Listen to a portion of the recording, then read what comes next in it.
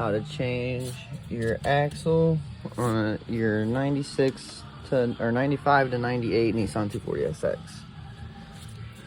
So mine's been clunking. Both of them, we're gonna change them both, have been clunking for about a year.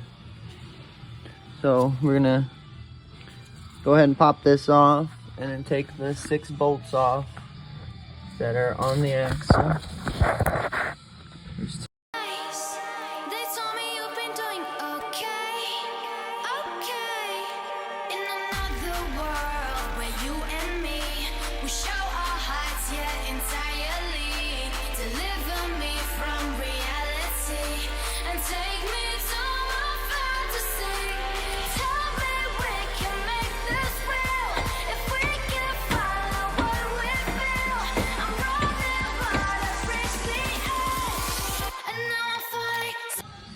Alright, these are our replacement axles. This is our passenger old axle. Both are OEM Nissan. So, looks like the long axles are for the passenger. Oh, look. I labeled it whenever I took them out of the other car. Okay, I didn't label that one, but I labeled this one. Some passenger. Good to know. Look at that. Cool. So now we're going to shove this thing in there, and then we're going to take the other side apart and shove this one in there. And then we should not have any more clunking in the rear end of the Duck 40. So let's get it done.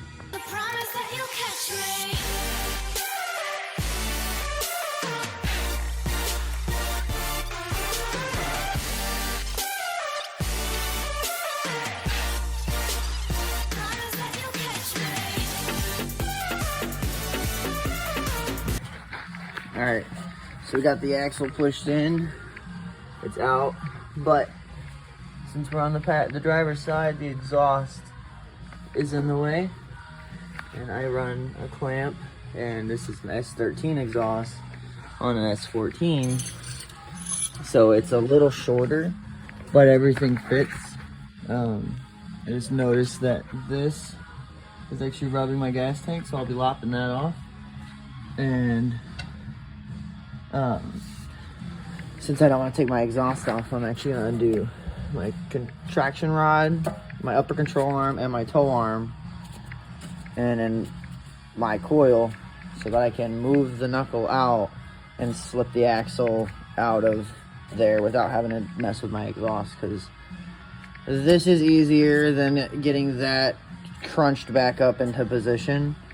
So I'm going with what's easy for me. It might not be easy for you, so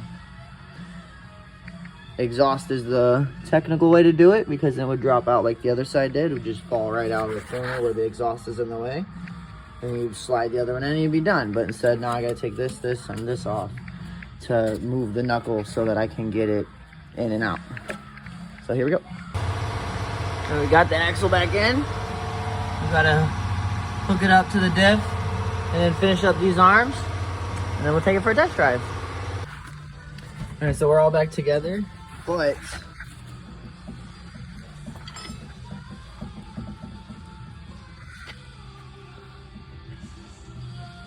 my wheel bearing is now bad.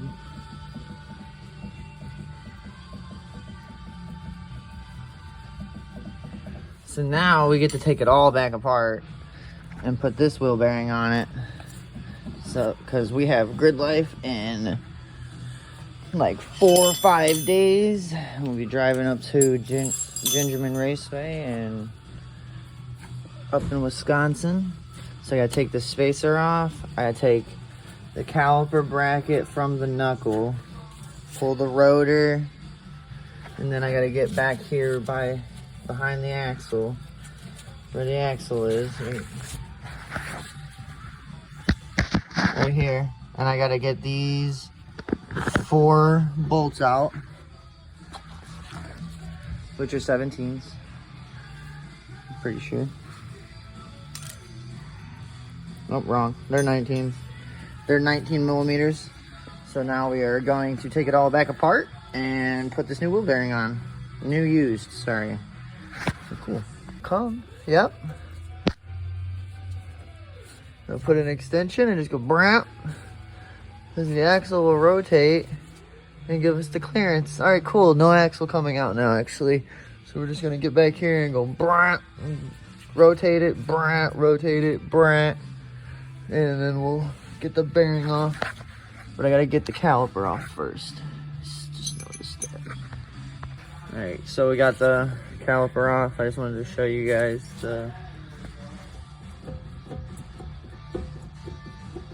that is no good.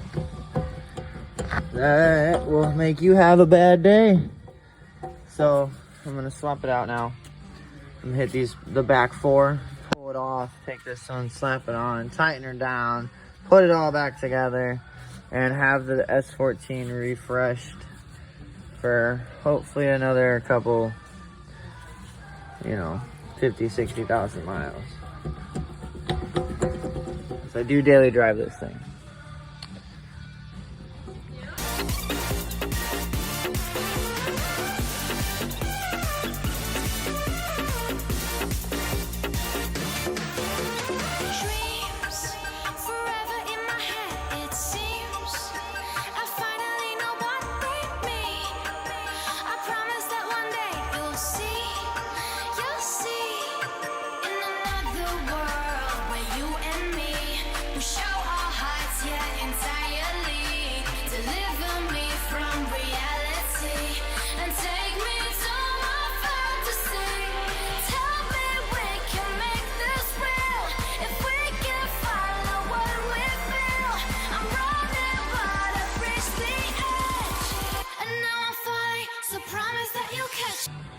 All right, so I used the bearing puller and I just pulled the hub off the bearing, and as you can see, I've been beating the shit out of it and it's not coming off.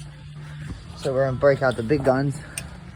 I'm just gonna work my way around this whole thing and get this hub off, or get the bearing off the knuckle so that I can put the new one on.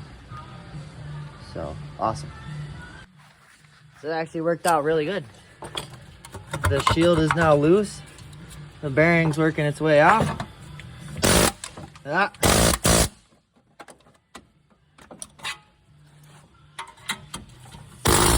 There it is. Let's go. All right, so that's all junk. Scrap. So the wood bearing is on. As you can see, all the bolts are in there and tight.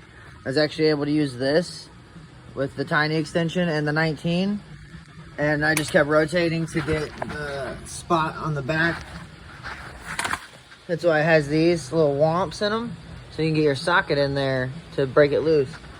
But this fits in here, Jesus, behind the coil above the tow arm for that one, and then under the tow arm for the bottom one. This one I stuck it through here and was able to get both top and bottom through in between the upper and the traction rod.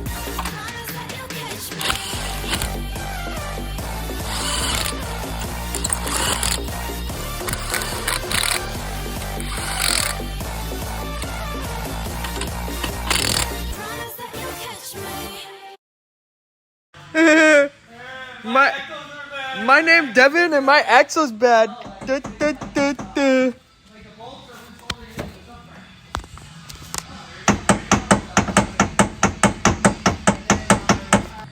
Alright, so we were torquing the wheels and it clunked again. It kept clunking, which was the same sound that I was dealing with because I thought my axles were bad. So it turns out that the diff was actually like completely loose. I had lost a bolt here, and then this bolt was on its way out.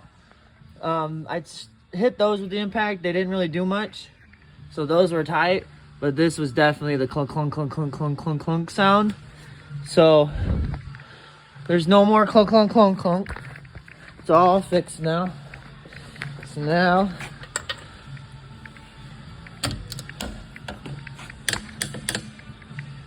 nothing.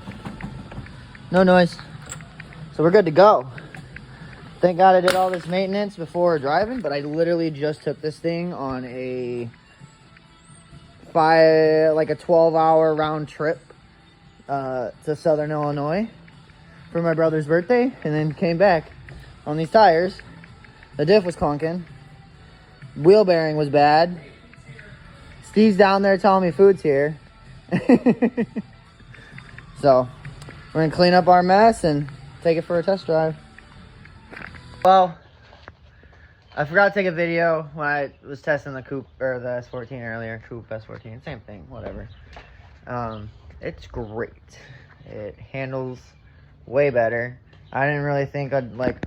Well, I mean, it's kind of common sense. Fucking your rear end's loose and it's moving around. It's gonna feel loose and wobbly back there because it's moving. So, that being said, it ripped. I did a couple skids up and down the street, manging, because I'm slow and I have to mangy the straights. It was good. So, now I'm at home and I am changing my header. This old eBay butt cheek one that you always have to smash by the column or by the because it never fits. So this is the one that I had that was on the car and it broke a couple weeks ago. So my boy Colin and Steve, we did some surgery to get it back on. And hopefully stronger than ever. Because I don't see any cracks on it. I figured I'd give it a couple days after I welded it to put it on.